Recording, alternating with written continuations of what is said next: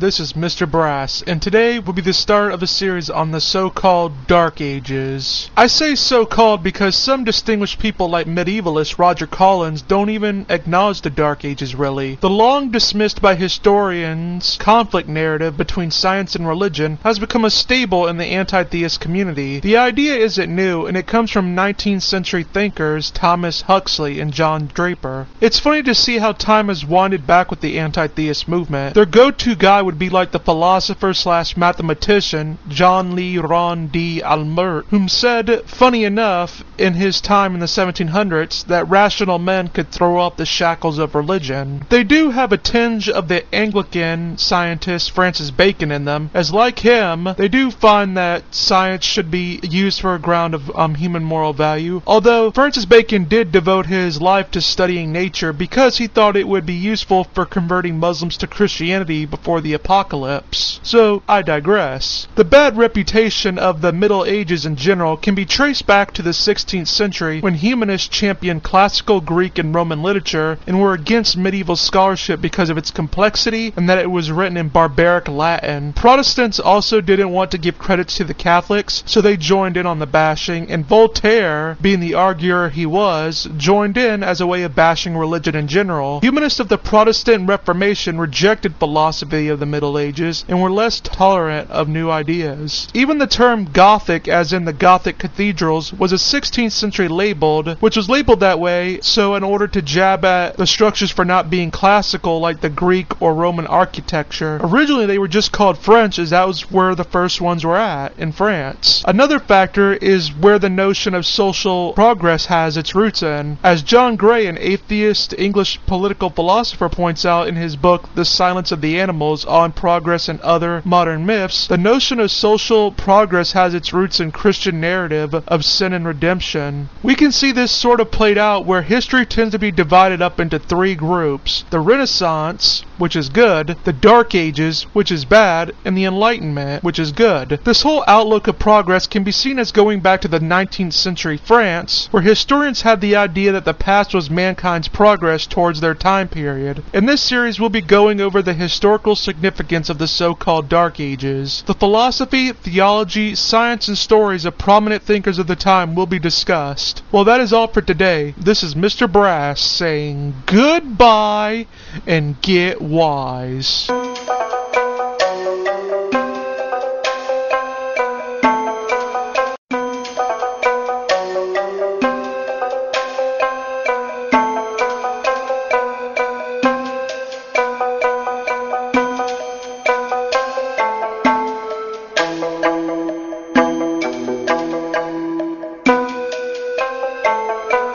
Hello there, this is Mr. Brass, and today we are going to be talking about Christian theology in the Middle Ages. Christian theology meshed well with the natural world because it was viewed as progress for science. Science used to have a broader definition where it just meant knowledge, and it encompassed politics, theology, and philosophy. Funny enough, things like astrology and alchemy were all considered science, and actually did contribute to modern science by providing alternative ways of looking at the natural world, which led to the sciences we have today. During the Middle Ages, the Catholic Church actively supported science while also valuing theology over philosophical speculation. By keeping philosophers focused on nature instead of metaphysics, the limitations set by the Church could have helped in the long run. Ideas of heliocentrism, espoused by men like Copernicus and Galileo, owed its thoughts to medieval thinkers, and Newton's aphorism was first coined in the 12th century by the theologian Bernard of Charles. Newton's science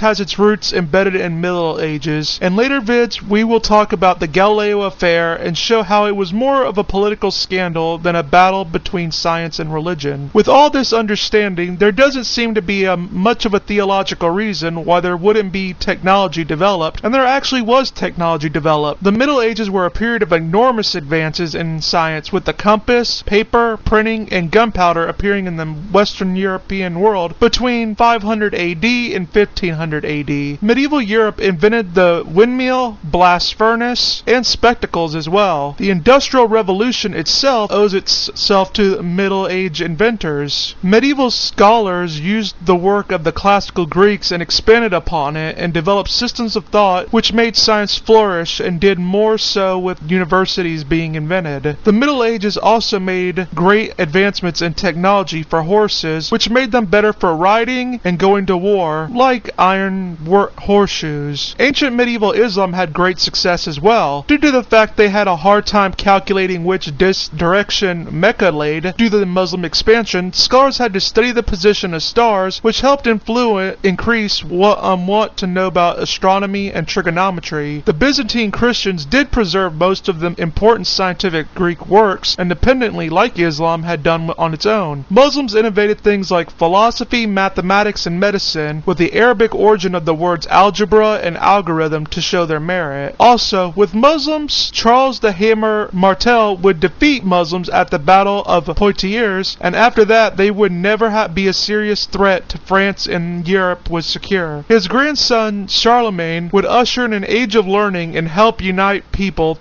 although he did do so partly under forced conversions. To make a final point in this video, it has been claimed that Leonardo da Vinci's, aka a 15th century Italian polymath, had his scientific work oppressed by the Catholic Church or hid them from the Church. This isn't the case, and it was because Leonardo was secretive in general, and that is why his work didn't get let out. He refused to tell people about his work, and what we know about his science comes from his notebooks that appeared centuries after his death. Overall, the early Dark Ages made remarkable progress in many fields. Well, that is all for today. This is Mr. Brass saying goodbye and get wise.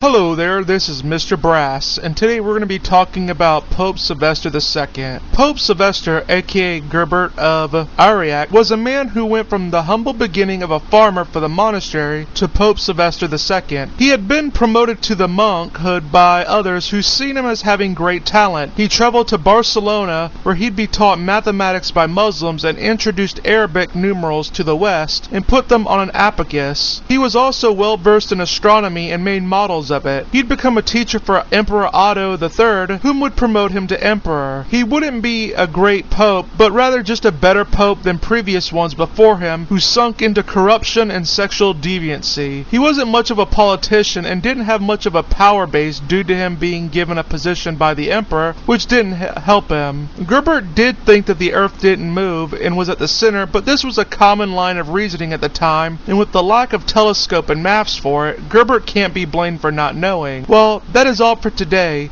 This is Mr. Brass saying goodbye and get wise.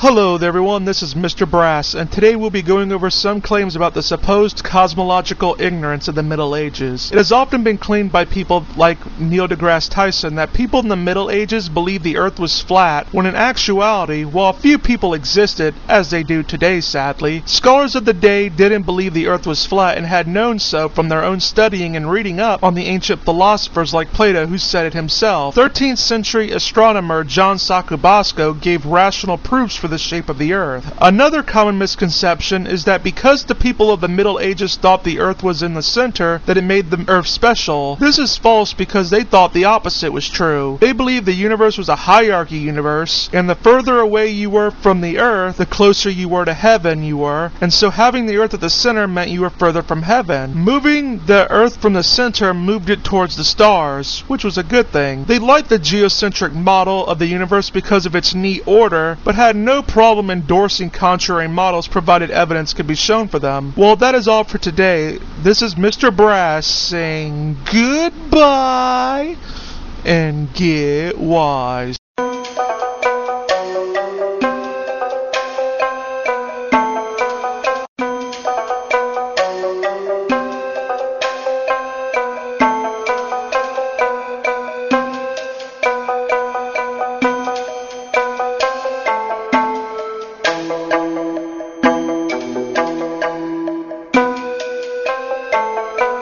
Hello there, this is Mr. Brass, and today we're going to be talking about Saint Anselm of Canterbury. Saint Anselm of Canterbury was 11th century philosopher/theologian. He lost his mom and his dad sent him off to be educated by his uncle, who beat him, which was a common practice back then by teachers. The experience made Saint Anselm denounce the beating of children. He'd end up going to Bec and became a monk and gave up his inheritance. He'd become head of a school. Anselm created the ontological argument, which wasn't an argument to convince skeptics, but to show people who believe in God that such a being is necessary. Anselm believed in faith in search of understanding. Philosophers have had a hard time refuting it, as even Bertrand Russell said, "It is easier to feel convinced that it must be fallacious than it is to find out precisely where the fallacy lies." He'd become the archbishop in 1093 after his mentor died, but he really wouldn't do well as he couldn't get along with the kings of the day, and he was exiled twice, which many argue he preferred more. He would die 2 years later after this last exile in 1107. Well, that is all for today. This is Mr. Brass saying goodbye and get wise.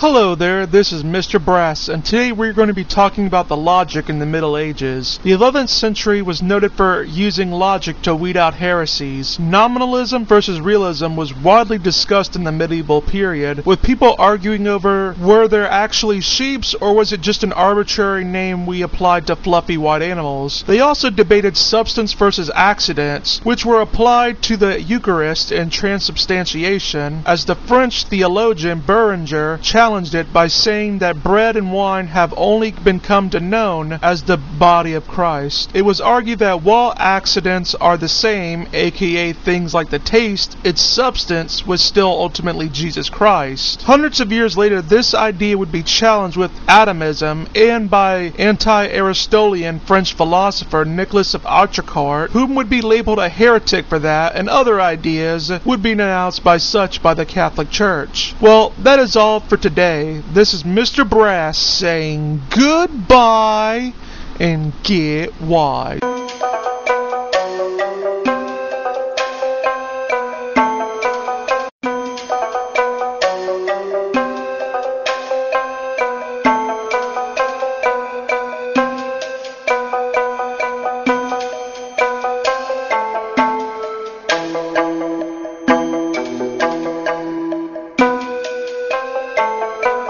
Hello there, this is Mr. Brass, and today we're going to be talking about the advancements of the 12th century. The 12th century can be seen as a renaissance as scientific and medical work in ancient Greek and Islamic works would be translated into Latin and the information could be assimilated and progression from that could be made. To gain more knowledge, Christians would battle Muslims who tended to be fighting amongst themselves and they took their libraries. Here are the tales of some prominent 12th century thinkers. Peter Abelard was a 12th century French French philosopher who attended the Cathedral School of Notre Dame in Paris, where with its unregulated educational system, teachers had to compete with others to show they are logical, and they had to attract students for their money. He believed in reason over faith by saying nothing can be believed unless it is first understood. He saw them both as gifts from God, and if there was a conflict between the two, it was because there was a mistake in the argument. He also taught that the Jews could not be guilty of sin for killing Jesus because they thought they were doing the right thing. Peter would be known for his affair with Heloise, another scholar whom he admired for her looks and brains. She'd be known for how she could outsmart the men in the school with her knowledge in Latin classics. He'd become her tutor, and during that time they'd become lovers, and needless to say, studying and teaching declined for both of them. While Peter made it seem like they enjoyed rough play, he did beat and rape her. They'd be found out and eventually returned to his home of Les Pilotes, where Heloise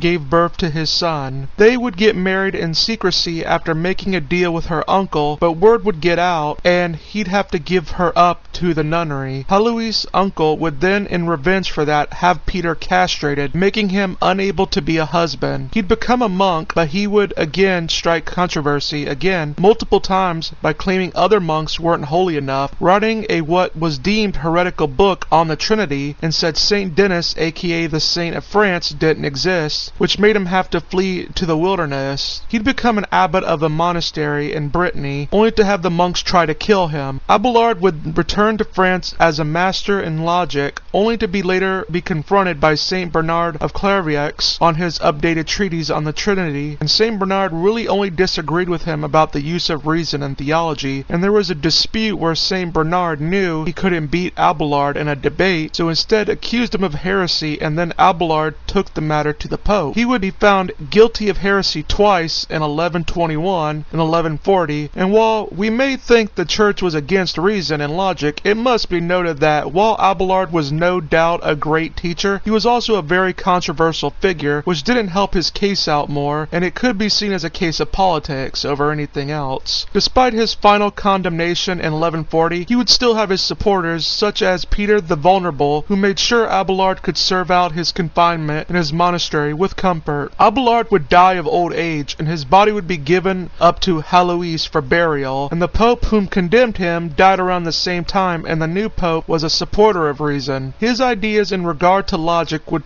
come to dominate Christian scholarship after his death. Second up is William of Conscience, who was best known for his reconciling of the natural philosophy of Plato and Timotheus with the Bible's Genesis. William would state that taking a literal understanding of parts of Genesis would be absurd. He championed the notion that you have to look at the primary and secondary causes, where God is the primary reason anything happens, but what way God has attained his aims could be asked, which would be the secondary cause of the event. Under this view, nature obeys the laws God ordained in the world, and the philosopher doesn't threaten God's omnipotence by investigating natural laws, as nothing is stopping God from intervening and causing a miracle, and knowing the normal cause of events would allow the ability to be able to recognize something as a miracle. Third was Abelard of Bath, who was a natural philosopher who specialized in mathematics, who went to Syria to learn mathematics from the Arabs. He translated elements by Euclid of Alexandria, which is considered the finest work of Greek math. His science was wrong, as he thought lust came from women with excessive moisture, and that stars were alive, but not because of superstition, but because of rational inquiry. Fourth was Gerard of Cremona, who was a prominent scientific translator whom translated over 60 books on science, math, and philosophy. His work with the Almagest, aka the Arabic title for Ptolemy's book Mathematical System, opened up the door for mathematical science. He also translated commentators and treatises from scholars like Avicenna and Averroes, one who was known for their work in medicine and the other for one for annotations on Aristotle. With Aristotle's treatise on physics, the soul, and metaphysics, translated in the 6th century by Boethius, the books would form the basis of European natural science. Due to the fact the treatises were just lecture notes that he pulled together and never intended to be published in their own right, it came across as rough, while Plato's were the opposite, as they were intended to be published. Aristotle did write write his own literary dialogues, but they have been lost. Well, that is all for today. This is Mr. Brass saying goodbye and get wise.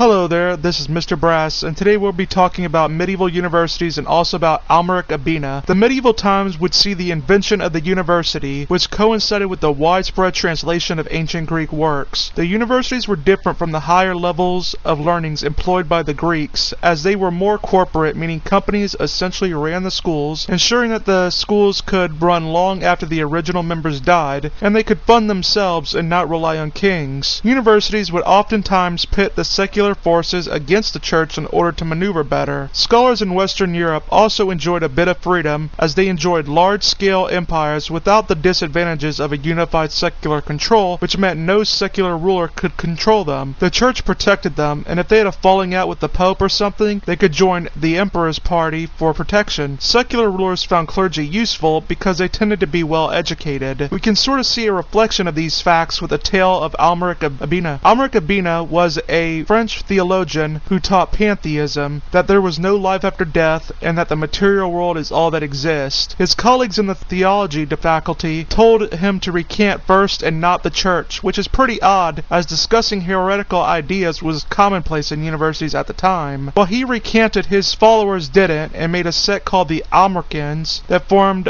around his ideas. The group would be betrayed by a man named Master Ralph, whom secretly went undercover with them and ratted them out. 14 of the ringleaders were brought into questioning, and initially the church went easy on them with a soft approach, trying to lure them back into the fold. However, while some initially recanted, they retracted it, and eventually the church gave them up to the secular authorities, who eventually burned 10 of them at the stake, while the other 4 who recanted were sentenced to the monastery for the rest of their days. It had been assumed Amaury continued to tell his heretical ideas even after he repented, and so his body was exhumed from the grave and burned alongside the others. People realized back then that if you wanted a lighter sentence, you'd cave into the church. This created a stir where the Bishop of Paris banned the books of Aristotle, which he believed caused it. Aristotle's books would be considered heretical to a Christian point of view, as he held the universe was eternal, believed that the soul died, and believed in a prime mover who merely kept the universe running and was impersonal. Think deist in a sense, but usually this wasn't a problem, as Christians just accepted Aristotle was wrong on the points that contradicted their doctrine. The ban only really applied in Paris, and other universities still read Aristotle, and theologians even did. Even the professors at Paris didn't like the ruling, and it wasn't even really enforced, as there doesn't seem to be evidence of a committee to ensure said removal of books, and the 1255 syllabus included Aristotle's work. Not that long after the outrage, Pope Gregory IX overturned that ruling of the bishop and deemed Aristotle's works okay. Well, that is all for today. This is Mr. Brass saying goodbye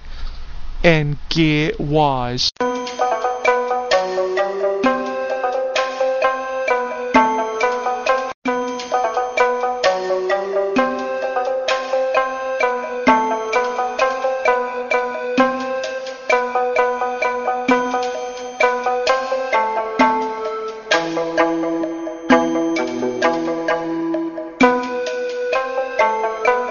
Hello there, this is Mr. Brass, and today we're going to be talking about the Inquisition. When we think of power-hungry nonsense, we think of punishing people for heresy. Funny enough, for about 800 years, the church really didn't bother heretics unless they were high-profile cases. Generally, if you weren't a threat to the Pope, you were allowed to have heretical beliefs. In the 12th century, though, there was a major shift in the usual laid-back attitude. The start of the First Crusades can be said to have caused religious extremism by people who didn't want to travel all the way out to the Middle East to weed out the Muslims, and so they targeted the Jews as they viewed them as heretics. Church laws at the time had protected the Jews. That overall didn't stop the mobs of extremists from killing thousands. Even though bishops were protecting Jews, that couldn't stop the mob. It was a common fear that you'd be hurt if you allowed heretics to live peacefully amongst you, and so people reported it quickly. The church needed a new process for dealing with heretics like the ever-growing Cathars, and they came up with a legal process known better today as the Inquisition, which was pretty fair on the whole. While the church accepted that an unrepentant heretic deserved death, they wanted to offer heretics chances to come to the faith. Inquisitors were simply individual agents who went to areas with large amounts of heresies and worked in accordance with secular and church authorities in sorting matters out. They used the latest legal techniques, which consisted of them appointing a lay judge to investigate the crime, interview witnesses, examine the evidence, and reach a verdict. This was much better than the older trial by ordeal method. Basically speaking, with heresy, the lay judge would be an inquisitioner, but who was appointed by the Pope, and this system of doing business would be good that it would spread to the secular system, and it is seen in the criminal investigations in Europe today. Inquisitors followed strict rules and only seriously punished people who stubbornly refused to change or were repeat offenders whom could get life imprisonment. Second chances were a must. Mercy was to be given to heretics who gave themselves up. Arrest would be made and interrogations would be done. Torture was very rare, and generally speaking, if someone was found guilty of heresy, he or she were given a chance to recant and were just required to do a lenient self-punishment to themselves, aka a penance. The worst that the church could really do is give up a heretic to the secular authority, whom would kill the heretic. The church didn't kill heretics themselves. Executions in of themselves were rare, only happening in 5% of cases in the surviving records, and they were reserved generally for high-ranking heretics and relapsed ones. Now, even so, we generally have moral objections to this. Like, how could they punish people like that over religious beliefs? Well, a first thing you have to keep in mind is not to be a presentist in regards to history, aka judging history by your own moral standards. Religion back then was a public and shared ideal that united communities to help them survive. Well, that is all for today. This is Mr. Brass saying goodbye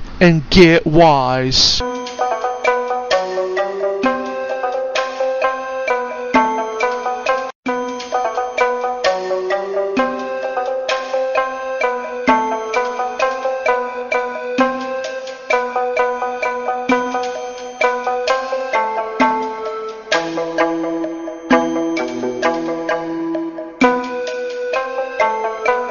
Hello there, this is Mr. Brass, and today I'll be talking about the Dominicans and the Franciscans. Groups known as the Dominicans and the Franciscans came about from their founders Dominic Guzman and Francis of Assisi, who helped evangelize the masses, participated in the Inquisition, and were known for seeking the best education. The Dominicans were known for their intellect and were better than the Franciscans at their job, although that could be attributed to the doctrine dispute Franciscans had. The best two men Dominicans had were Albert the Great and Thomas Aquinas. Albert the Great was a German Dominican friar and bishop born in Laguien, Germany in 1200. He was known for his massive scholarship, with a standard edition of his work filling out 38 volumes. His work on Aristotle and its natural history and science earned him the name the Universal Doctor. He'd read on nature in Aristotle and would admit when Aristotle's findings contradicted what he knew on nature. He isn't all that remembered outside of Germany, largely due to how he was more known for being like a fact collector rather than someone who was extending the reach of his field. His pupil Thomas Aquinas would be much better. Thomas Aquinas was an Italian Dominican friar and priest who was considered legendary in the Catholic Church for his contribution to philosophy and theology. Despite being born to a high-class family, he would join the Dominicans and would beg for food to show his piety, which would lead to his family imprisoning him in their castle and trying to tempt him out of his commitment, but he overall refused. They would release him, and and the Dominicans would move him to Cologne, Germany. After he got his doctorate in theology, he'd stay a friar his whole life, even though he was offered to be an archbishop of Naples. Thomas would get into the whole Aristotle craze in Paris, which then employed arguments from the 12th century Muslim scholar Averroes, who said that the universe was completely deterministic with no free will and moral responsibility allowed. Thomas would create the scholaristic method, which was a very intricate and well-ordered process, which involved starting with a question, laying out the objections to the questions, then delivering his arguments for his position, and then finish off by responding to the initial objections. Thomas would come up with the 5 ways, aka a series of logical arguments for God's existence. His response to things like the problem of evil was that God could draw good out of evil events. Thomas engaged with Sigurd of Brabant, who was an Arvernius philosophy professor who endorsed the idea that faith and reason conflicted, where reason said humans were soulless living on an eternal earth, while faith said that humans had souls and God did create the universe. He combated Averroes' ideas in general, showing how while reason had its limits, it was a great tool for philosophers, and argued for free will and for souls. Thomas would quit writing after having a spiritual experience, calling his work bad in comparison. He would die and be made a saint only a couple decades later. Theology and philosophy would be made separate in 1272, where philosophers swore not to meddle with matters of theology. The Bishop of Paris, Stephen Templar, freed up philosophers with his 1219 condemnations of 1277 by saying not to say that God was constrained in how he could organize the world, thus allowing them to break free from strictly Aristotle and allowing them to go outside that, while also not having to worry about metaphysical speculation. Well, that is all for today. This is Mr. Brass saying goodbye and get wise.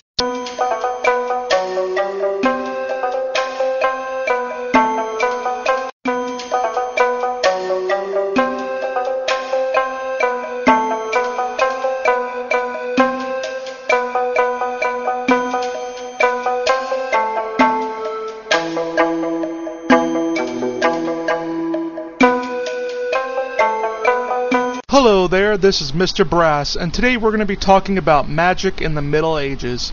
Magic in the Middle Ages is sort of a weird topic to bring up in history due to the topic in of itself and how you define it. It had really nothing to do with the supernatural. Back in the day, scholarly medicine worked with both miracles and magic, and funny enough, magic healers did less damage than the physicians at the time because they didn't require patients to throw up or to bleed them. In 1300 France, you had 2 options, but a third if you had money. You could go to the church, a local healer, or if you had the money, a qualified doctor. The first 2 were at a much lower price, and the church had hospitals, but they were subject to crowding. Generally, magic healers prescribed non-poisonous medicines for exterior use only, and were generally safer than the professional physicians in terms of harm done. This could be partly because physicians at the time stood to make money by having their patients die. The church had no problem with healers as long as they didn't engage in bad magic, as God was ultimately responsible for the illness, but provided the means to get better. People did generally not rely on just religious help, and they took alternatives when they could. Your best bet was to go to a healer. It tended to be a respectable, literate woman who would charge a reasonable fee and give you a treatment which, like even treatment from physicians, wouldn't cure you but would just treat the pain. A thing she could do is give you an amulet and a walnut alcoholic drink for your headache. This was because they saw edible parts of walnuts, like the human brain, as both had a harder shell like a skull but contained a soft interior, aka like a brain, that was divided into hemispheres. This was known as the doctrine of signatures. This was seen as God's way of showing man which plant to use for an ailment. This didn't always work, as walnuts didn't cure headaches, but willow bark did, as they contain the aspirins. They contain the acids that are used for aspirins. In the Middle Ages, there was a difference between magical cures and miracle cures. A magician's cure should always work, while a miracle cure didn't have to work, as God could have his reasons for not curing a person and wasn't obligated to heal you. Well, that is all for today. This is Mr. Brass saying goodbye and get wise.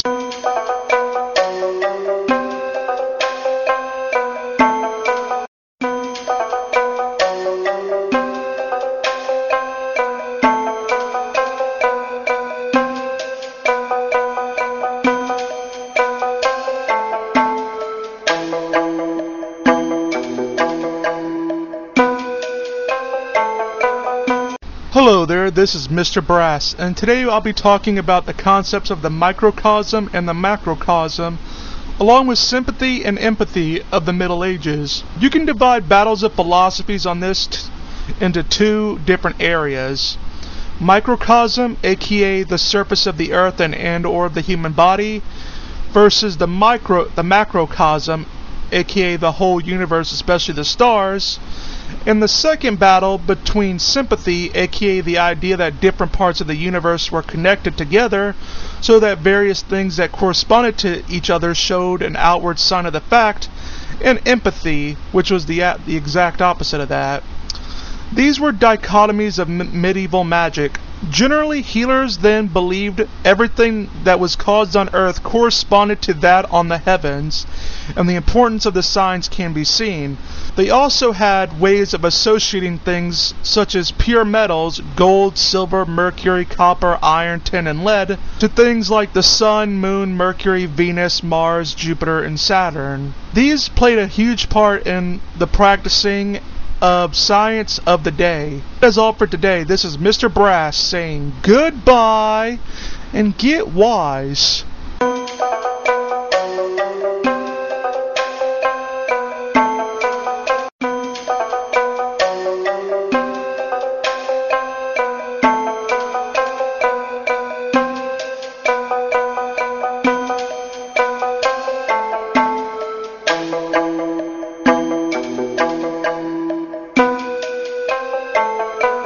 Hello there, this is Mr. Brass, and today we'll be talking about medical practices in the Middle Ages. If a patient was rich enough to get a doctor, they'd be treated on an individual level where the well-educated doctors of the universities would ask questions about their medical history and measured patterns and pulses and urine in order to diagnose a patient. They'd prescribe vomit-inducing medicine and would regularly bleed their clients in an effort to cleanse them of the sickness. When and how you'd be bled or treated depended on the stars, aka astrology, was used. They ultimately got the idea of bleeding from ancient Greek physician and torture of animals Galen of Parageum and his theory of medicine, which was that the body contained four humors, aka blood, phylum, yellow bile, and black bile. It was assumed that someone was sick because he or she had too much of one of the humors, and the key to health was balancing them by draining them. They figured out which humor was which by assigning qualities of hot and cold along with wet and dry to them. They checked the symptoms and see which they corresponded with in order to know which to drain. Blood was labeled as hot and wet, phylum was labeled as cold and wet, yellow bile was labeled as hot and dry, and black bile was labeled as cold and dry. Generally, a doctor would also tell you you're sick pessimistically because if the man got better, it made the doctor look good, and if he didn't, then you could just say he was too far gone.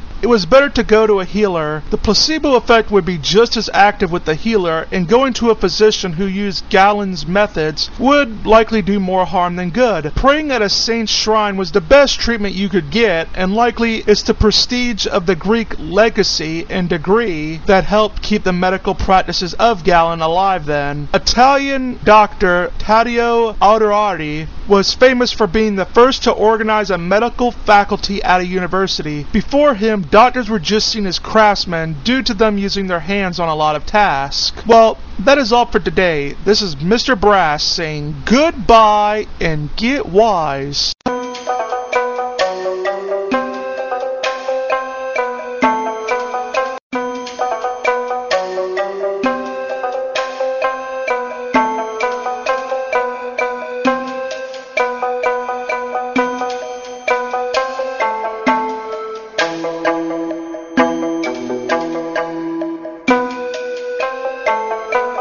Hello there, this is Mr. Brass, and today we'll be talking about astrology and alchemy in the Middle Ages. Astrology and alchemy were widely held practices in the day. Astrologers would be skilled at math in order to calculate the positions of the stars, and astrology was believed to allow astrologers the ability to predict the personality and influence people would have in their lives. People would learn it in order to make money, although it did come with its negatives. In ancient Roman times, astrologers would be killed after making a prediction in order to keep the word of the prediction from getting out. Christians were known for being initially against astrology, as the Bible forbade all forms of divination, and Acts of the Apostles had an episode where where new converts burned all their books on magic. St. Augustine in the 4th century denied astrology worked due to how twins born under the same stars could have different fates, and that all accurate predictions from astrology came from evil spirits. St. Augustine's work was overruled partially because Roman mathematician and astrologer Ptolemy wrote a manual on it called the Tetrabiblios, and with Ptolemy and other classical writers and the love for ancient works, astrology came to be more respected.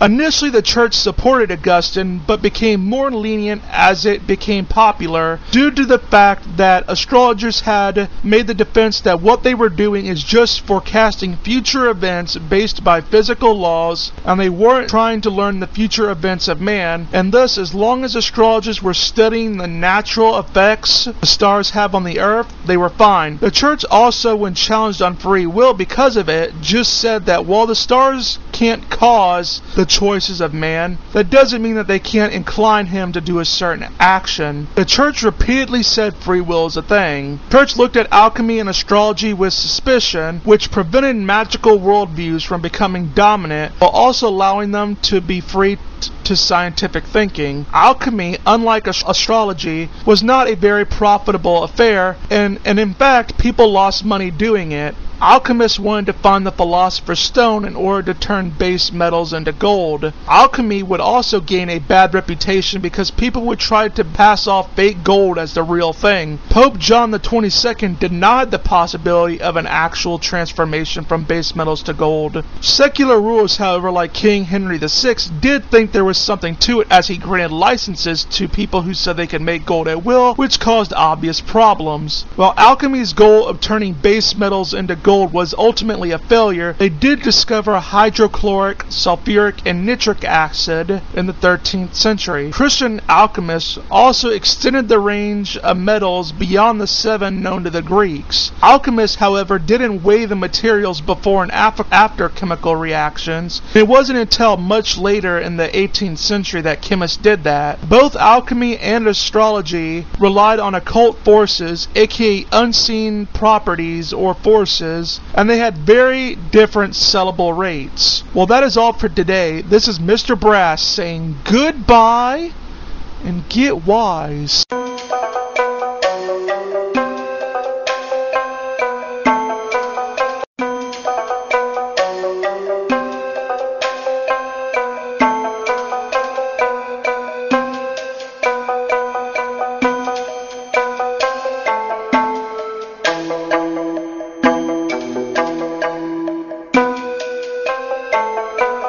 Hello there, this is Mr. Brass, and today we'll be talking about Cecco di Ascoli. Cecco di Ascoli was a 14th century physician who lectured on astronomy at the University of Bologna, who built a reputation as an astrologer who got himself in hot water by proclaiming that Jesus' life and death were due to him being born under bad stars, and thus was subjugating the deity of Jesus to the stars. The Inquisitor Lambert di Sanguilium didn't jail or kill him, but merely fined him 70 pounds, stripped him of his lectureship, said that he should listen to many sermons, and banned him from doing or studying astrology. He wouldn't be deterred though, as he would travel to Florence, Italy, and become a freelance astrologer. Florence Inquisitor Acurius would figure it all out and would put him on trial and jail him, and due to Cecco being a repeat offender, he'd be handed over to the secular authorities who sentenced him to be burned at the stake. Well, that is all for today. This is Mr. Brass saying goodbye and get wise.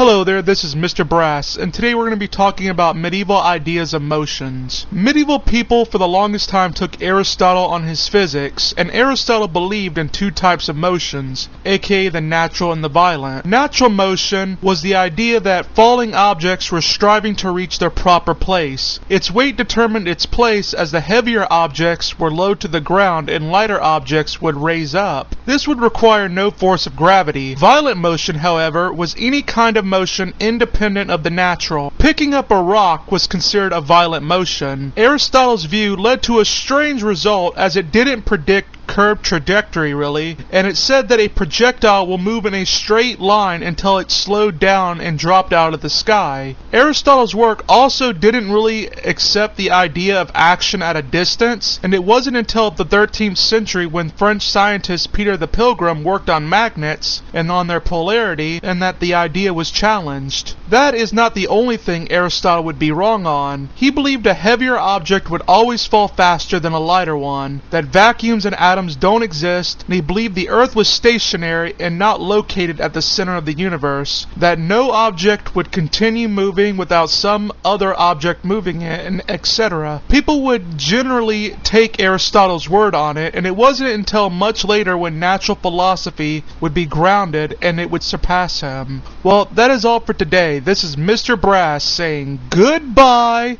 and get wise.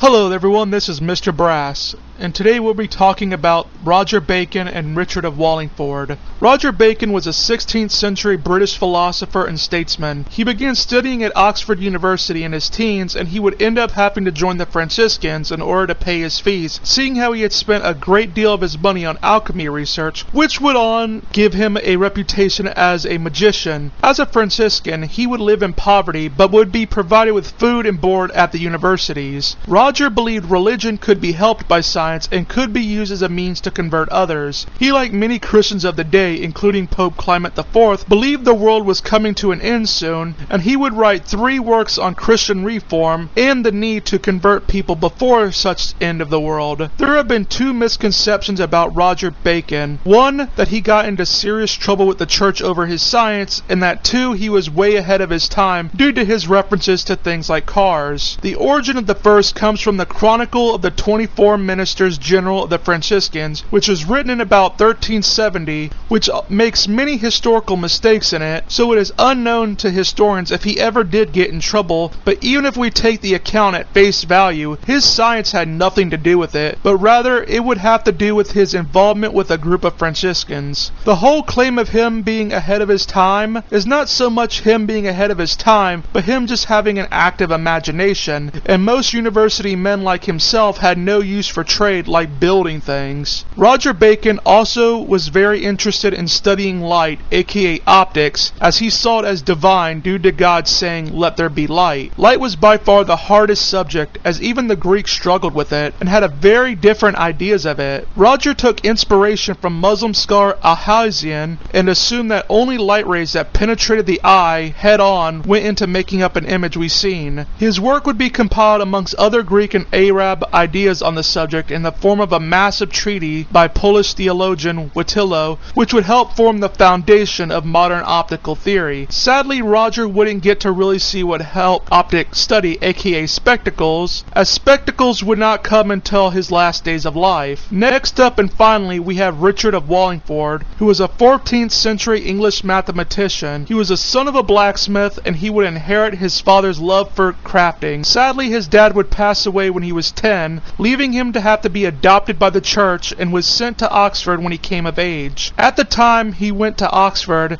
it was a crazy mess. Students would be drunk, violent, and some of the women would prostitute themselves. Now that you think about it, it's really no different than universities today. The university would pretty much come to control the town of Oxford after a long dispute between Pope Clement III and King John of England, which would result in said compromise. He received his Masters of Art degree before the money ran out and would officially join the Benedictines and would profess to be a monk so he could complete his studies. He would also come up with the Albion while studying theology. The Albion is a calculator that helps determine the position of the stars. It was quicker than using the tables of the time, and a full understanding of underlying mathematics wasn't necessary for it. After leaving Oxford in 1326, he would become an abbot after the old one died. He'd come to manage the Abbey of St. Albans, where he would work the farmers and townsfolk to help him fund his advanced clock.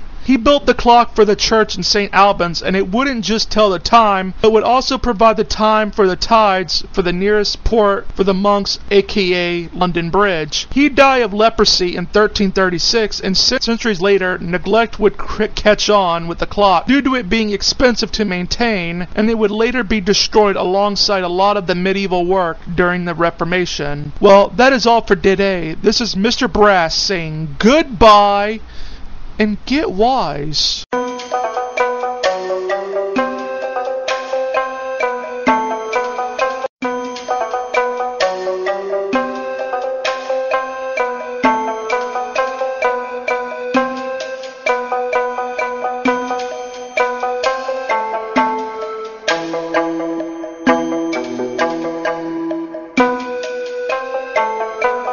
Hello there, this is Mr. Brass, and today we'll be talking about the Oxford Calculators. The Oxford Calculators were a group of mid-13th to 14th century intellectuals who helped give Oxford a reputation as a leading philosophical center. John Duns Scotus, William of Ockham, Richard Swineshead, and Thomas Bradwardine are among some of them. John Duns Scotus was a 13th century Scottish theologian who was known for criticizing Thomas Aquinas' work. He did agree with Thomas that human rationality could prove God exists by itself, but felt Thomas had subjected God to dictates of reason with his idea that the universe had to reflect God. He thought the idea was flawed and that instead God could make the universe any way that he wanted. This helped science as it allowed natural philosophers to speculate on all sorts of possibilities that once had not been considered. Next up we have William of Ockham, who was a 14th century English philosopher, best known for the razor named after him. He would join the Franciscans around 1300 and would drop out of Oxford before getting his doctorate in theology in around 1320, likely due to the fact that he wrote a seemingly heretical commentary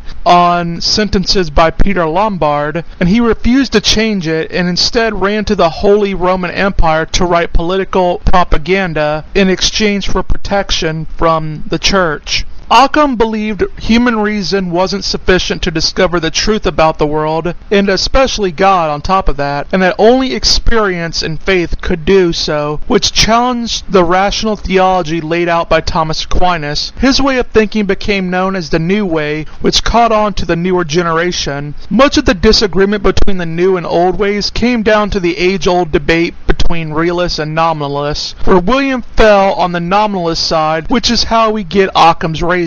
William held that multiple entities should never be invoked unnecessarily, which meant you should reject explanations that posit the existence of things from which we have no direct experience of. Nominalists like Occam tended to be more empirical than their realist counterparts, and were at an edge because they were more willing to reject Aristotle if need be, and Occam himself would dispute Aristotle's notion that a moving object had to be moved by something else. Thirdly, we have Thomas Bradwardine, who was a 14th century Archbishop of Canterbury. He studied at Merton College for 12 years before becoming a chaplain for King Edward III of England for the 100 Years' War. He had been nominated for the archbishopship, which it took a while for him to become officially anointed, and he would die of the plague just 40 days after. Thomas was more famous for the challenging of Aristotle's theory of momentum of objects, as he believed that mathematics revealed great truths and that Aristotle's theory should be able to be described as a mathematical function. His theorem of the laws was ultimately wrong because it assumed the truth of Aristotle, but it did show that it was possible to do such formula, and its use of the logarithm showed that such a system was in limited use for 300 years before it became officially invented by John Napier in 1614.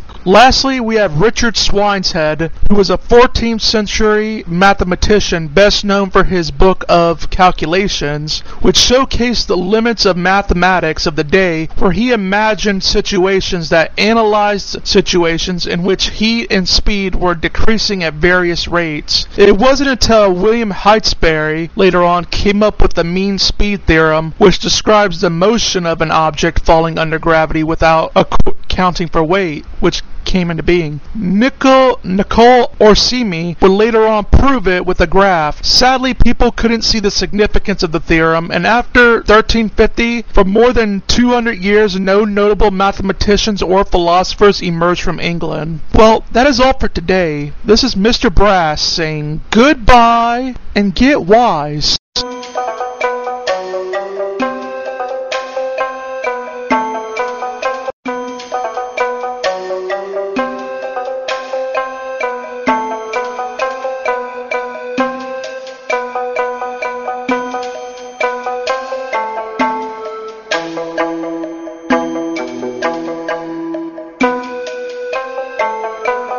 Hello there everyone, this is Mr. Brass, and today we'll be talking about medieval science and some of its notable figures. Medieval science would reach its peak in France with 14th century French philosopher John Buridan being one of its brightest. John stands out amongst others I've discussed as he didn't train to be a theologian, and he didn't join the Dominicans or Franciscans. He was a master of logic and studied it extensively, and was a nominalist with an empirical bent. He rejected Aristotle's theory of natural and violent motion, with his theory of impetus, which was a quality in which a body moves. He had believed that unless something acts on an object, it will stay that way.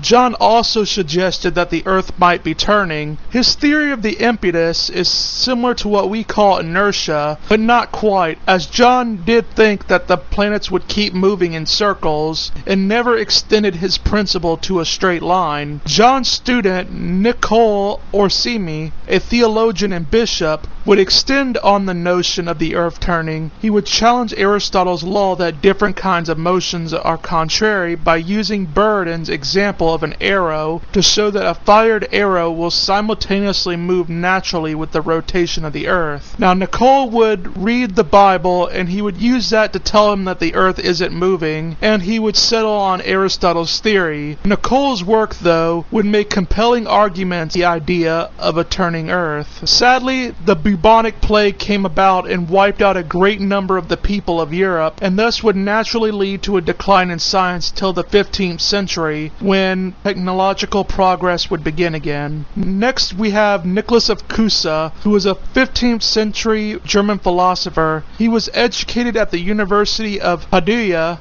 and was made a cardinal in 1448 at the age of around 48, which of course meant that he had to get involved with all the church politics. He'd write a book entitled On Learned Ignorance, which taught about discovering truths about God based on what we can't know. He argued the earth couldn't be at the center because the universe would have to reflect God's majesty, which it would have to be limitless then, and from there goes on to say that the earth was just another star and that alien life forms could exist elsewhere in the universe. Nicholas also helped the groundwork for what we would call modern science, as he proposed a method in his work on measuring which sought to combine the philosophy and mathematics by using exact standards of measurement.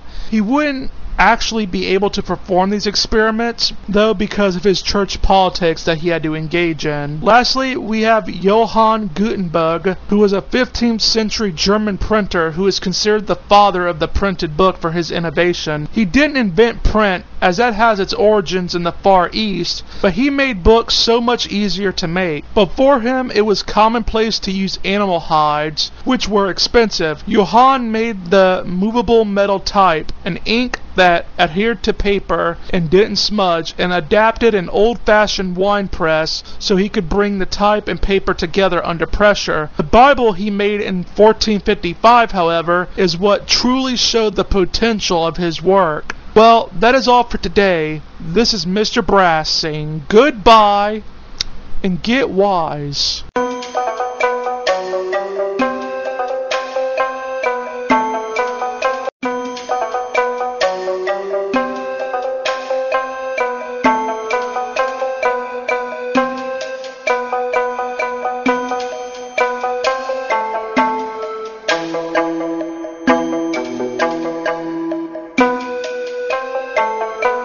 Hello there everyone, this is Mr. Brass, and today we'll be talking about the Renaissance and Desiderius Erasmus. The popes of the late 15th century were horrible as they battled for secular power in Italy and used money from the church for lavish parties and building projects. The real plus side of said popes and what they did was they promoted beautiful art, which would be so dazzling that it helped promote what we now call the Renaissance. The period lasts from the late 14th century to the early 16th century. The term was popularized by Jacob Burckhardt, a 19th century Swiss historian, in his 1860 work, The Civilization of the Renaissance in Italy. Burckhardt also espoused the idea that the Middle Ages were a stagnation, which has been discredited by modern scholarship.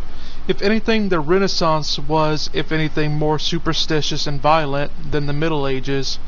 The Renaissance spawned humanists, aka people who were deeply interested in classical Greek and Latin literature, and called the Middle Ages barbaric, where nothing good came out of it. While they did do a lot of damage, they did reintroduce ancient Greek to Europe in its original language, and they made knowledge of ancient Greek required if you wanted to look smart. They very much loved Plato and Platonism, and it became more popular with the likes of the Italian humanist Catholic priest Marsilio Ficino, an Italian humanist who embraced it and believed Plato got his ideas from Moses and from aka what is now called Hermeticism, in order to show that belief in the soul was rational. The arguments didn't succeed in taking Aristotle out of the universities, though. Because of their belief in the ancient wisdom, they completely disregarded the Middle Ages, its progress, and believed the older the better, which retarded growth by like 300 years. The writings of guys like William of Ockham and John Duns Scotus weren't focused on as much, and the philosophers had their names dragged through the mud.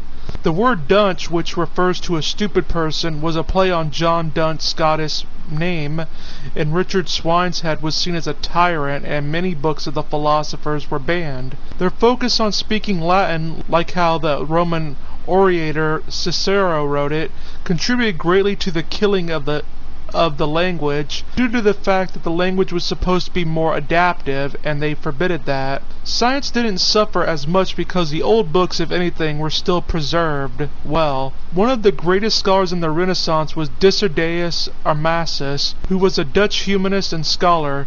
He was known for making a Greek New Testament in 1516. Erasmus was adopted by the church but grew to not like it and sought to just study at the University of Paris and received a good Latin education, which helped his writings. He wrote a very popular satire book in 1511 called Praise of Folly, which assaulted the culture of medieval culture, and his language would be used as a device to attack Catholicism. Well, that is all for today. This is Mr. Brass saying goodbye and get wise.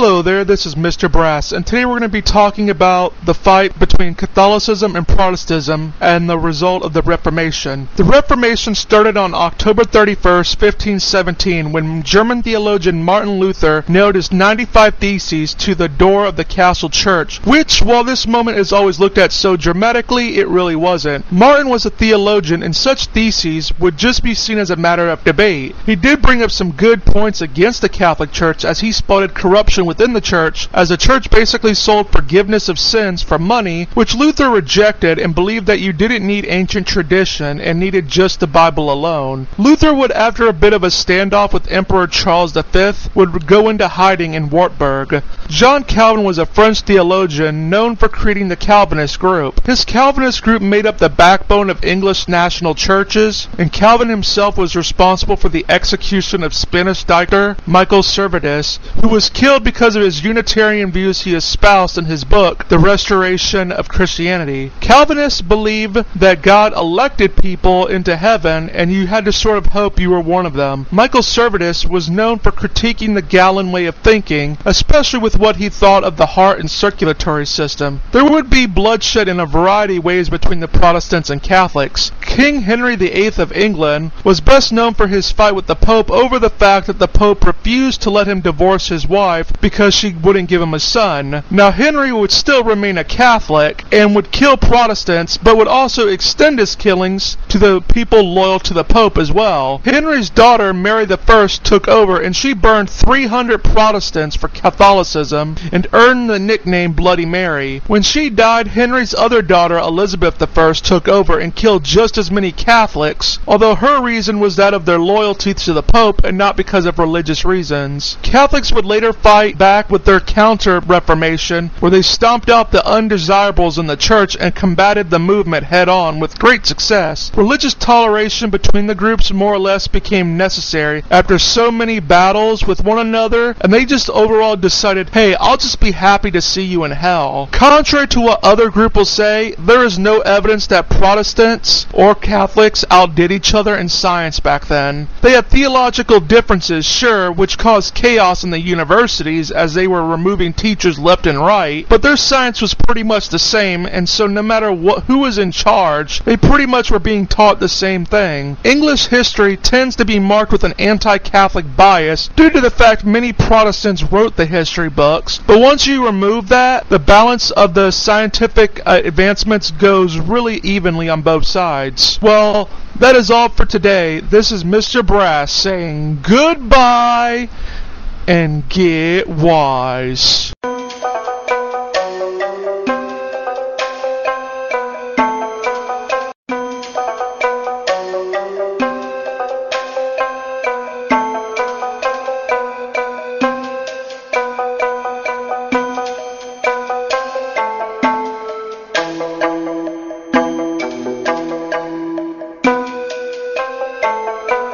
Hello there everyone, this is Mr. Brass, and today I'll be talking to you about the popularity of astrology and alchemy in the later periods. The reason why things like astrology and alchemy were so popular back in Newton's time and even up to the modern era has to do with Hermeticism. As I've mentioned before, Marsilio Ficino was into that and believed through a manuscript that was found in the Macedonian monastery that a sage Hermes Trismegistus was an ancient seer who was contemporary of Moses and whom Plato got his ideas from. Hermes' writings were believed to contain secrets about a race of magicians.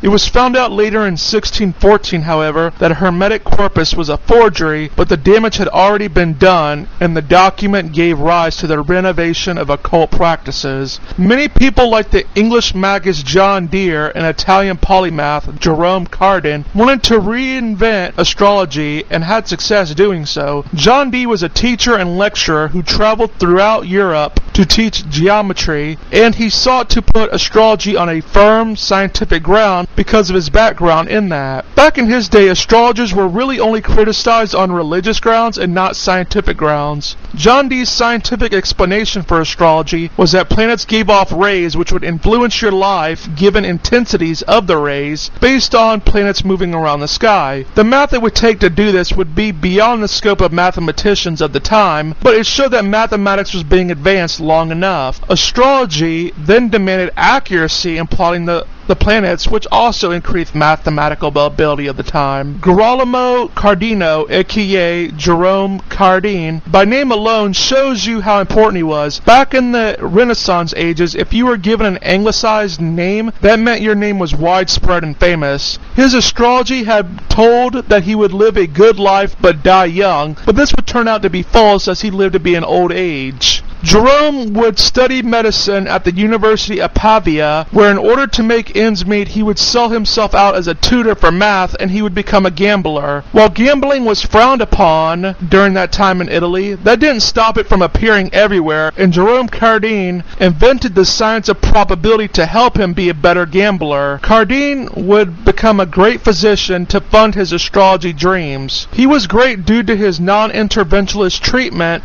where he simply recommended a healthy diet and rest. Cardin would give the same treatment to Archbishop John Hamilton, which helped him recover, and doing so made him the doctor to be. Cardin, like Dee, sought to reform astrology, but did so through a more empirical approach by gathering horoscopes as many people and compared the predictions of those many people to how their life turned out to be, in order to formulate the rules for it, which is similar to how we do science today. Cardin was also an inventor and invented what we now call the Cardin joint, aka a device that allows a spinning drive shaft to bend. This is found in cars today. Greek mathematician Archimedes was a very advanced mathematician for a lot of people, but Cardin was able to bring in an audience to him through his writings of books. He was able to, in 1545, publish a book called The Great Art, which published the first publicized solutions to cubic and quadratic equations. The last years of Cardin's life weren't that great. His eldest son, Giovanni, murdered his own gold-digging wife and was executed in prison. His youngest son, Aldo, had to be exiled from home and from the city due to his criminal behavior, and his daughter, Chiara, had no children. Due to his fame, his colleagues would become jealous and start rumors about him and smear his work, and had him arrested by the Inquisition, although his horoscope of Jesus Christ played a part in that, but was released on bail and was given a pension from the Pope for the trouble and was given a respectable retirement. Well, that is all for today. This is Mr. Brass saying goodbye and get wise.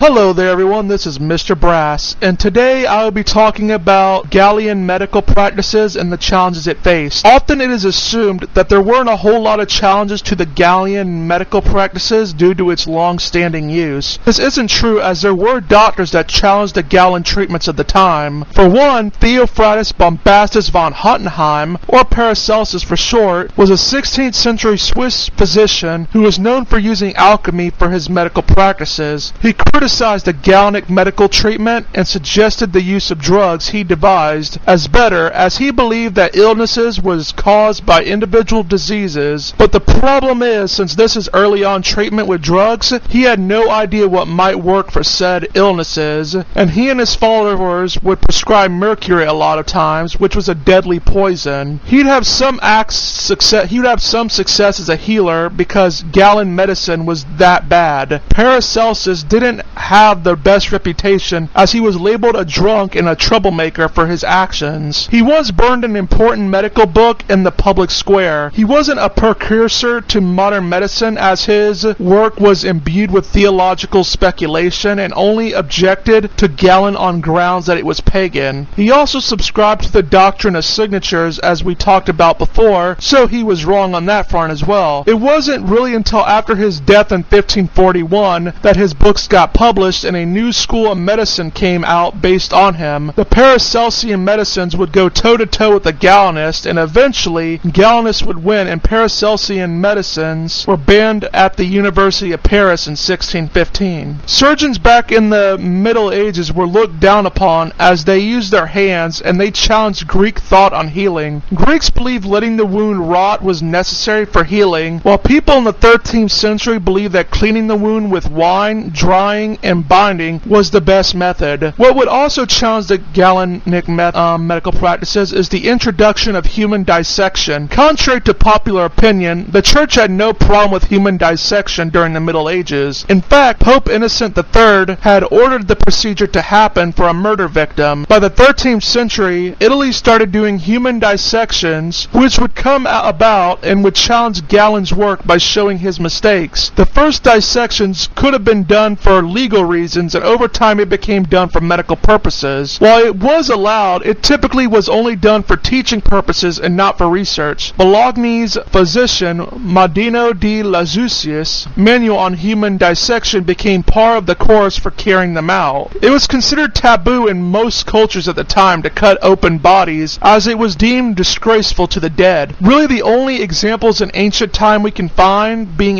this human dissection being explored was in Alexandria in the 3rd century BC, which could be because they had already had to remove organs anyway from mummification. The dissection of human bodies was forbidden by pagan Roman authorities, which meant Galen himself had to use his work on animals, which caused problems because he assumed animal physiology was the same as ours. There were also great physicians of the 16th century. Andreas Berzelius is considered one of the pioneers of anatomy. He was a 16th century famous physician, best known for how he could do dissections himself, and his work would be written on it. Funny enough, he didn't do his work to debunk Galen, but to simply perfect it, as he seen Galen as just being limited by animals. His work on the fabric of the human body was a massive success. It isn't perfect by any stretch of the imagination, as it was sexist, as it just seen a woman's reproductive parts as just an inverted penis waiting for a man to thrust into it. Even the word vagina has sexist origins, as it is Latin for sword sheath,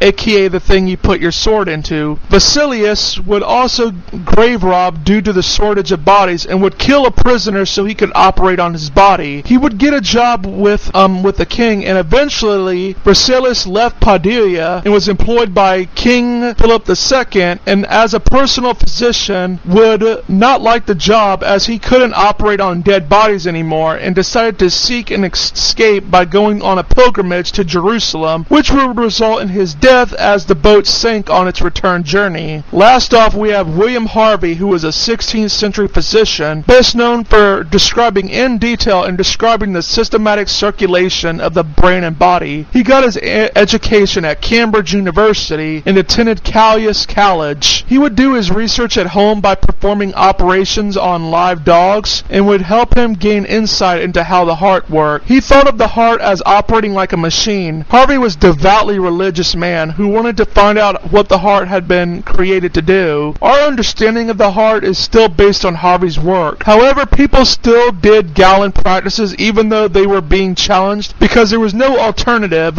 and Harvey's work didn't lead to an immediate effectual clinical practices, so they just simply stuck with what they had. Well, that is all for today. This is Mr. Brass saying goodbye and get wise.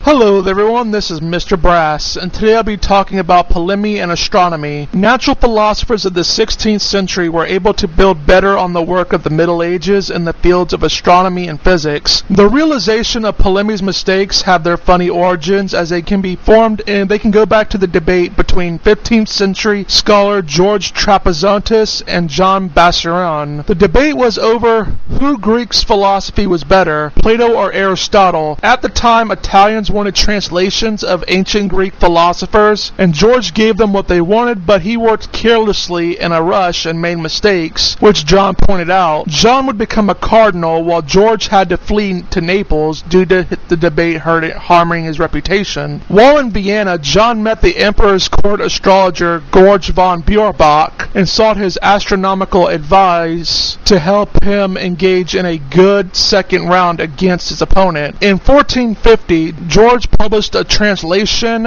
of the Ptolemy's Almagest, which failed as he didn't show the mathematical skill required to do work on it. John, to revel in his opponent's embarrassment, asked Georg to produce a summary of the Almagest. He'd complete 6 of the 13 books before he died and passed the work on to Regiomontanus, whom would complete it in 1463 and spent the rest of his life making new observations, which advanced mathematical techniques in order to correct Greek and Arab astronomy. His book On Triangles, which is a guide to trigonometry, may have had influence from Richard of Wellington, whom wrote a similar sort of work in the early 14th century. Regiomontanus was at least aware of him because he did have a copy of his work on creating of an Albion. Regiomontanus may have died of poisoning by Trapezountes for taking part in Bassarin's scheme, which would not be uncommon for politics of the day. George and Regiomontanus were instrumental in pointing out the problems in Ptolemy's model, and their books spread throughout Europe and were given to students. Well, that is all for today. This is Mr. Brass saying goodbye and get wise.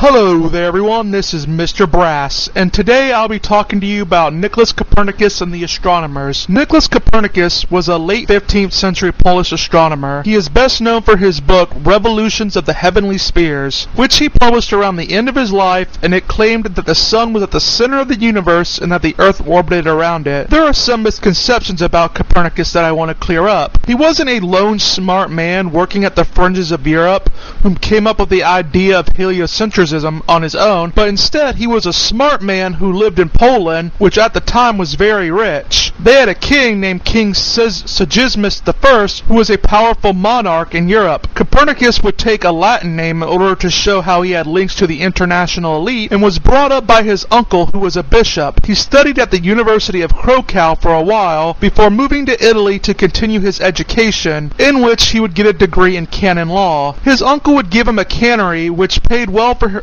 little work, and allowed Copernicus to study astronomy. Copernicus's first heliocentric universe ideas appeared sometime after 1507, which were looked at as wrong. Copernicus decided to keep working on it so he could produce something that could withstand criticism. He would read Regiomontanus' work and found that the mathematics used were what he needed for his work, and with that, his book Revolutions of the Heavenly Spheres were made. Copernicus couldn't provide a direct demonstration of the Earth orbiting around the sun, and the evidence against it was strong due to the lack of a stellar parallax. His theory also proposed the universe was much larger than it was thought to be at the time, which was against the principle of parsimony. His friend Andreas Osander added a foreword to the book, saying that the book was meant to be seen as a theory and not a fact. Contrary to popular opinion, he faced no threat from the Pope, and the book was even dedicated to Pope Paul III. Not long after this book was published and his death, the Catholic Church would use Copernicus's work to help reform their calendars. The reason why he waited so long to publish his book was because of all the scientific objections against it. It can be shown how open the Church was by noting that in 1533, Pope Clement VII got Johann Weidenstadt to deliver a lecture on Copernicus's theories and was even rewarded for it. Copernicus got his ideas that the Earth orbited the Sun partly from his belief in God, because he felt that the current models of the universe as promoted by Ptolemy were messy and couldn't have been designed by God, and spent a lot of time searching around books of philosophy for an alternative. Nicholas would find Aristarchus of Samos, a Greek astronomer who believed the Earth orbited the Sun. Now, he would take his name out of the final version of the book so he could focus on the Neoplatonism Marcello Ficino, who preached that, which inspired him. Occultism played probably a great deal in his work, as many occults in Italy at the time worshipped the sun in a sense and placed it at the center of the universe. He'd also lift the argument for the rotation of the Earth straight from John Burdine and would use theorems from Muslim scholars. While heliocentrism was a radical idea at the time, it wasn't entirely Copernicus' own making. At the time, proposing a moving Earth just wasn't seen as the best theory that supported the data, and experts were against it. There was good scientific evidence at the time against the theory, aka constellations. To scientists at the time, it was expected that if the Earth was in motion, we would expect the stars to change their relative positions as Earth followed its orbit. This is called the stellar parallax, which is solved by the fact that the stars are very far away. Although many astronomers didn't believe in his work, they did think it was good and that his system was easier to apply than existing alternatives, and simply before the 1600s, not many people believed he was right. To move on to the next part, it is good to note that the 16th century would be a time for astronomical activities, with many famous men who would contribute to the field. First off, we have Christopher Clavius, who was a German astronomer who had to deal with a rather interesting time frame. In 1572, a supernova occurred and was visible on Earth for about 15 months. Astronomers remained puzzled at this, as they wondered where it had come from, as this whole thing didn't fit the traditional view that it was an aberration in the atmosphere. Clavius collected all this information and found that the position of the nova was exactly the same for all observers, that the supernova had to be beyond the moon, and the doctrine of the heavens that the heavens couldn't be changed had to be proven false, and he acknowledges as such in 1585 on his astronomy textbook. Second, we have Danish astronomer Tycho Brahe. In 1577, a huge comet appeared in the sky, and Danish astronomer Tycho Brahe scrutinized its movements alongside others. He placed the comet's parallax beyond Venus, and his work had the implication that if the planets were carried on the surface of giant solid spheres, the comet would have to be passing through them, which contradicted Feuerbach's impenetrable shell idea, which he would reject but would still hold to Ptolemy's impenetrable shell idea. His findings made him conclude that the Earth was stationary at the center of the universe, with the sun and moon going around it, but the other planets were orbiting the sun. Lastly, we have William Gilbert. William Gilbert was a 16th century English doctor. He went to St. John's College in 1558, and by 1569 would earn a medical degree. He built up his practices and entered the London College of Physicians in 1581, solidifying himself as a top doctor. William's claim to fame came from with his studies of magnets, which he got into because of the occult properties of magnetism proposed at the time. Magnetism at the time was limited because it didn't cohere Aristotle's philosophy. Its existence was denied, but explanations for its properties were just seen as magical, and works like Peter the Pilgrim were written off. William would do the same pretty much, but didn't acknowledge that Peter was the source for his ideas. William would take his experiments and pair them with theoretical suggestions, which showed you could model compass variation with a spherical magnet, and it suggested the Earth was perhaps a giant magnet as well. William's style of work has become commonplace in experimental science. He honed techniques from alchemists, such as their experimental techniques, manual skills, and thorough record keeping. While he has been called a modern man of science, one can't forget that he did think from his experiments that the Earth was alive with magnetism as the soul, and his focus on the occult properties can't be forgotten. Well, that is all for today. This is Mr. Brass saying goodbye and get wise.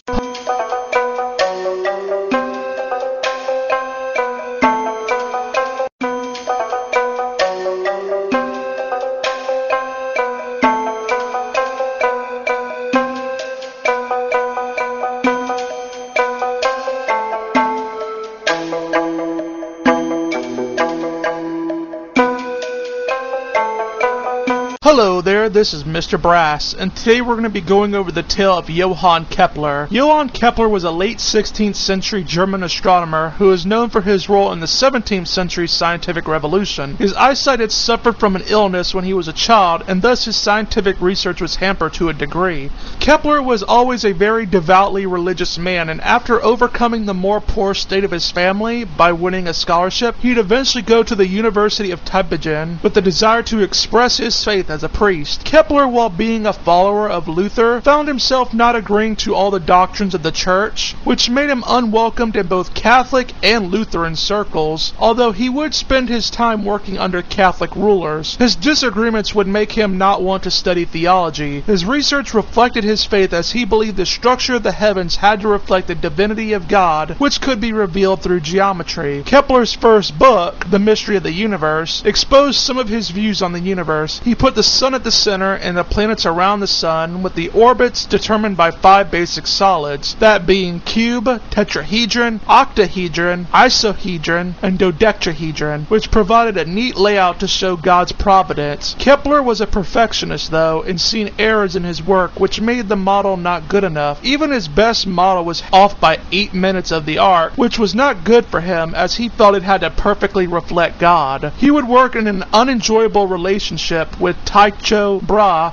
who had at the time obtained decades of observations at the time of their relationship. They would work together for around 6 months before Tycho died, and his family would still pester Kepler for money so that Kepler could use Tycho's observations. Kepler would still publish the book Rudolphian Planetary Tables in spite of their pestering. At the time of the 16th century, many natural philosophers of the day had embraced a defeatist attitude, as the supernova of 1572 defeated the ancient Greek axiom of the immutability of the heavens, and the other 2 axioms were just seen as untrue as well. Kepler wouldn't have had this defeatism due to his religious beliefs, as he believed that the heavens had declared the glory of God and that God didn't make mistakes. After much work, he would find how the planets moved and came up with what we now call Kepler's laws, which consist of 3 rules. That the period of the time an orbit takes is related to its size, the orbits are eclipses, and the axis of an orbit sweeps through a uniform area. Those are the laws. Kepler was such a devout man that it was hard to read his science work, as he seen science as a religious duty and wrote his science in a theological language. Kepler, however, was right and did find the planetary movements because of his faith in God's providence. Kepler's law really wouldn't be considered mainstream until he published the new astronomical tables of planetary positions, which were considered very accurate and above all other tables of the day. Magic became lessened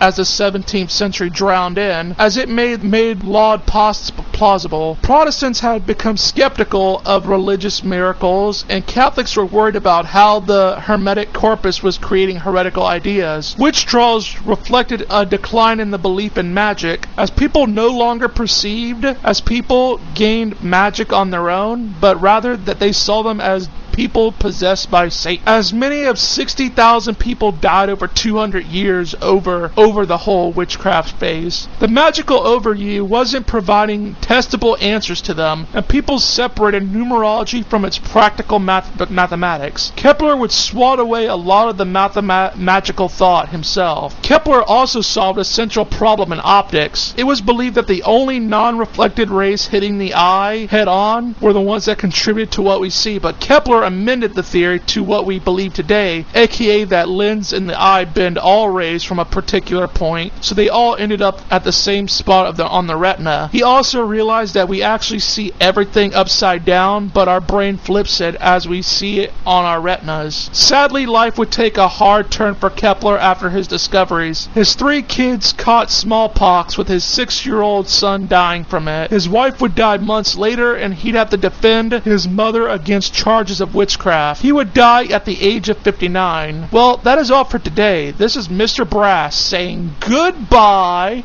and get wise.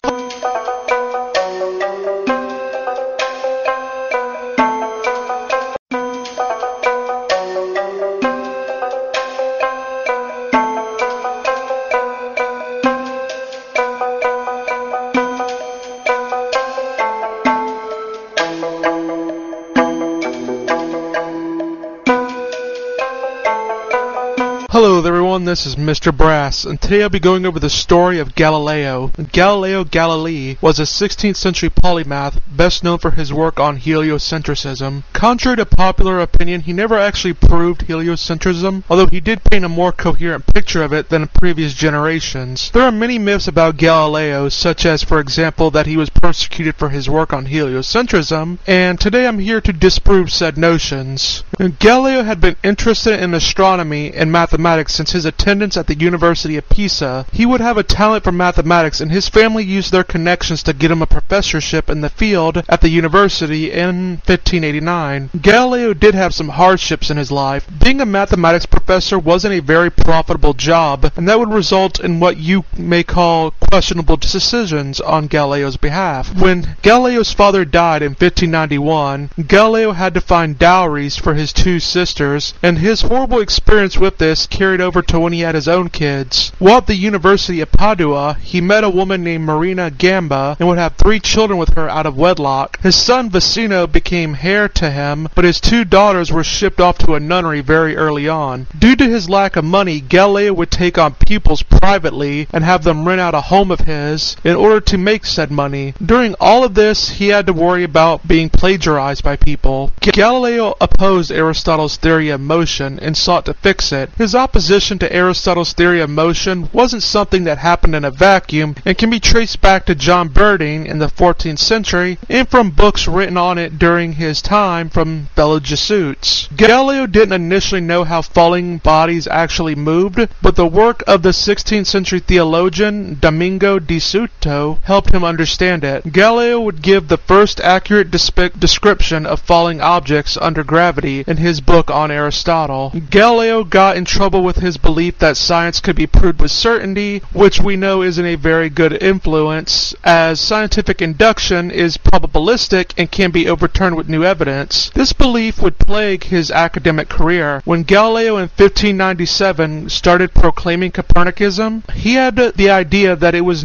known for certain, even though he was one of the few people who believed in it, and the evidence for it at the time wasn't there, and there was actually arguments against it, like the lack of a stellar parallax. The church really didn't have much of a problem with heliocentrism as long as it wasn't asserted as fact. This can be seen by the fact that the men who defended Galileo greatly were his fellow churchmen. They were willing to reinterpret the Bible if need be. Here is a quote from Cardinal Bellarmine in his 1616 ruling on Galileo's writings. "If there was a true demonstration that the sun is at the center of the world, and the earth in the third heaven, and that the sun does not circle the earth, but the earth circles the sun, then one would have to proceed with great care in explaining the scriptures that appear contrary, and say rather that we do not understand them than that is what is demonstrated is false. But this is not a thing to be done in haste, and as for myself, I shall not believe that there are such proofs until they are shown to me." Galileo's 1610 book, Sidereal Messenger, gained him much fame. He had used a modified telescope to gain insight and showcased how there were more stars than initially thought. His observation countered Aristotle's claim about all heavenly bodies needing to be perfect spheres. He disproved Ptolemy's system by showing that Venus had phases like the moon, thus showing that Venus had to orbit the sun. While Galileo supported Copernicus' model, Tycho Brahe was considered more accurate by fellow experts. Galileo would become the official mathematician to the Grand Duke of Tuscany, Cosimo Medici. Galileo knew that Scripture had supported a stationary Earth, but he did a typical way of handling such a problem. He took St. Augustine's belief that the Bible isn't a scientific textbook, and it was written to be understood by the people of his day. As Galileo said, "The intention of the Holy Spirit is to teach us how one goes to heaven, not how the heavens go."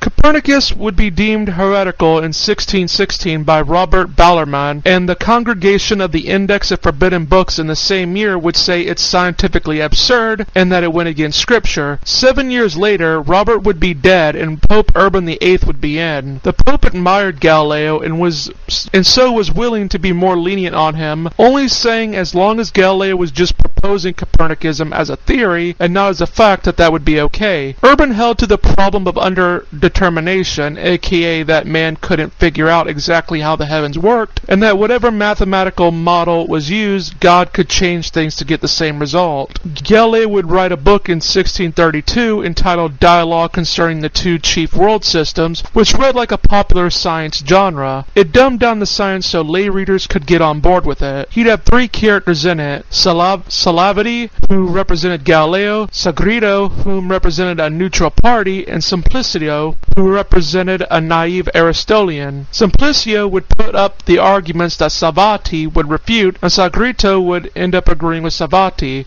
Galileo would put his foot in his mouth, though, by putting the problem of underdetermination in the words of Simplicio's mouth, which was the Pope's argument. That made the Pope look foolish, which caused political turmoil.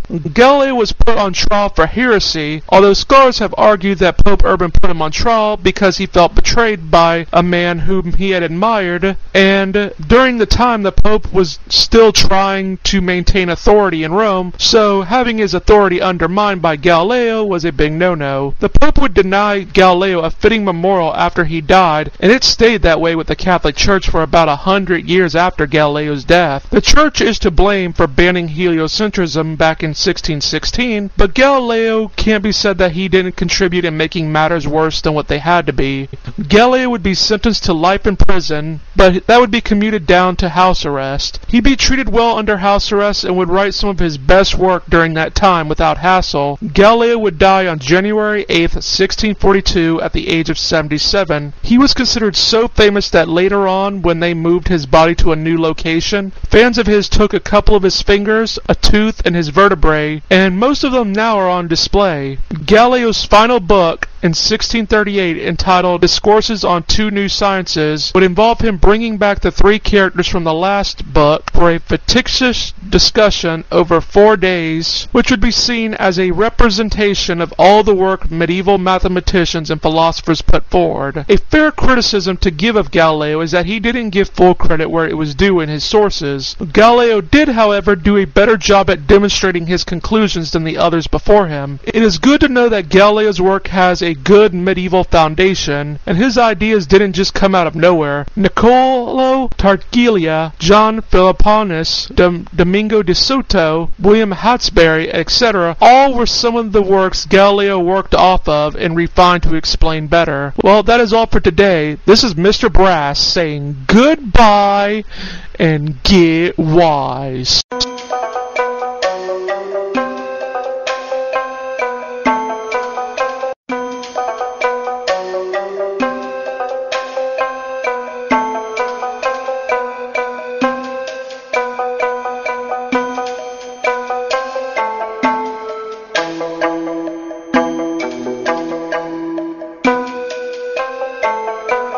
Hello everyone, this is Mr. Brass, and today we'll be talking about Giordano Bruno. Giordano Bruno has gotten the reputation as a great scientist who was killed by the big bad church because of his science. While Bruno was no doubt a clever man, a scientist he was not. He is what you would call a mystic who rejected science that didn't conform with his theology, but embraced the ones that did. Giordano Bruno was an Italian philosopher / mystic and was a renegade Dominican. He joined the Dominicans in 1563, and sadly we don't know much about his life except that he was a strange philosopher who would travel around places telling about his controversial opinions, which would get him ran out of town. He embraced Neoplatonic ideas, but unlike others who went down that route, he didn't bother to try to make it work with Christianity and pretty much tried to fashion an entire religion out of it. While Bruno accepted that the earth went around the sun, it wasn't because he understood the mathematics of Copernicus, but rather because it fit with his Neoplatonic beliefs of sun worship. As mentioned before, Bruno rubbed people the wrong way and would call the people at Oxford ignorant for not believing in Copernicus's theory, even though there were legit problems with it. After traveling around, he'd return to Italy upon an invite to the city, only to be given up to the Inquisition as a heretic a few months later. Scholars are unclear whether to interpret the event as a trap or if Bruno once again got himself into hot water. He was given pretty much the same treatment as everyone else in the Inquisition in Venice, where if he recanted he would be given a little fine and would be sent on his way. Sadly for Bruno, Rome wanted him back due to him leaving from the Dominicans. While in prison, he would talk to other prisoners, which made things worse for him, as they started repeating the same things that he said. The authorities would go over his books, and he was accused of making heretical statements over a period of 9 years of reviewing the evidence authorities had went through. The 8 heretical statements Giordano made, which were written up by Robert Bellarmine, are sadly lost to us, and so we can only speculate on what the statements were. We can say, however, that it's very unlikely that his belief in Copernicanism and in an infinite universe did him in. Copernicanism wasn't declared a heresy until 1616, aka after the case, and the infinite universe belief was something that Cardinal Nicholas of Casa espoused, whom never got in trouble for it. Robert was a very nice, albeit conservative man with a sense of duty, and that reflected with his patience with Bruno. He likely didn't want to see Bruno get killed and simply wanted Bruno to cooperate with him. But Bruno, like always, caused himself trouble. He undermined his confession of heresy by writing a letter to the Pope which said his statements weren't heretical. This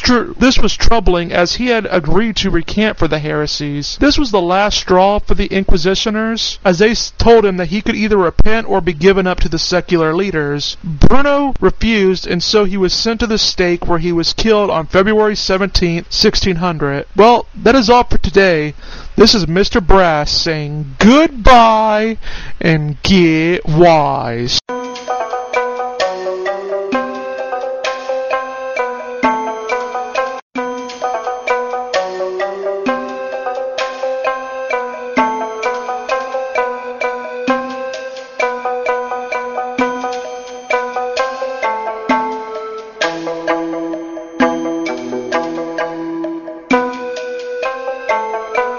Hello everyone, this is Mr. Brass, and this is the end of my Dark Age series. I hope you guys have enjoyed it. I spent a lot of time studying up on it so as to give you guys the best information and to clear up misconceptions one might have on the issue. The Middle Ages brought about great things for us, and they weren't really dark at all, and there is really no evidence that Christianity stifled science. God influenced people in the Middle Ages, as James Hannon said in his book, God's Philosophers. However, the most significant contribution of the natural philosophers of the Middle Ages was to make modern science even conceivable. They made science safe in a Christian context, showed how it could be useful, and constructed a worldview where it made sense. Their central belief that nature was created by God and so worthy of their attention was one that Galileo wholeheartedly endorsed. Without that awareness, modern science would simply not have happened. The university was a home for natural philosophers and gave students and professors security and intellectual freedom to do their work. The church did set limits on science, although one can argue that a lot of the limits actually helped focus on real matters of importance, and overall most of the stories about the church holding back science is a myth. The Middle Ages gave rise to technological advances which improved living standards. The presupposition for all of the natural philosophy then was that nature was created by God, thus making it legit to study so you could learn about him and the rules he ordained for creation. All the scientific theories developed in the Middle Ages helped shape what we are now. Well, that is all for today. This is Mr. Brass saying goodbye